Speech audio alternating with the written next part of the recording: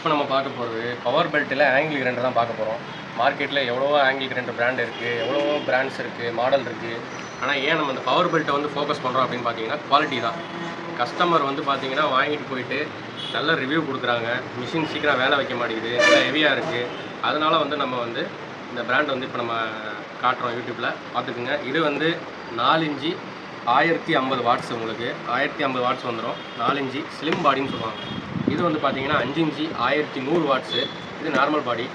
இப்போ ஒன்று நான் பார்த்துருவோம்.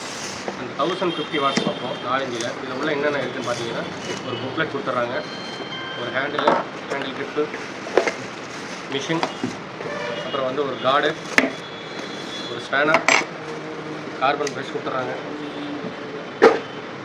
இப்போ வந்து பார்த்தீங்கன்னா மிஷின் பார்ப்போம்.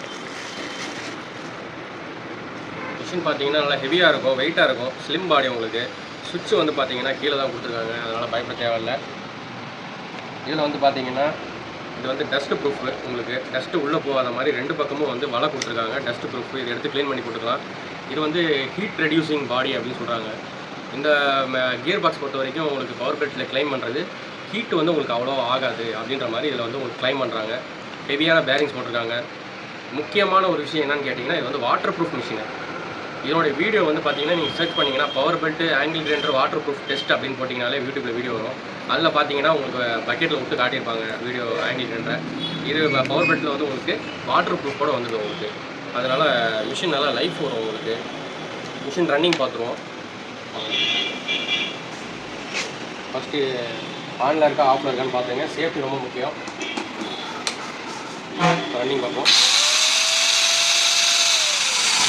இந்த டர்ன் எப்படி இருக்கு பாருங்க. நான் நார்மலாக பிடிக்கிறேன். 1050 watts, heavy motor, water proof, dust proof, gear box நல்லா ஹெவியாக கொடுத்துருக்காங்க. உங்களுக்கு மெட்டல் கட் பண்ணிக்கலாம், செவரு கட் பண்ணிக்கலாம், காடி எடுத்துக்கலாம், எல்லாத்துக்குமே ரொம்ப யூஸ்ஃபுல்லாக இருக்கும். ஹெவியான மோட்ரு. ரேட்டு வேணும்னா வாட்ஸ்அப் பண்ணுங்கள், இல்லை கால் பண்ணுங்கள். தேங்க்யூ.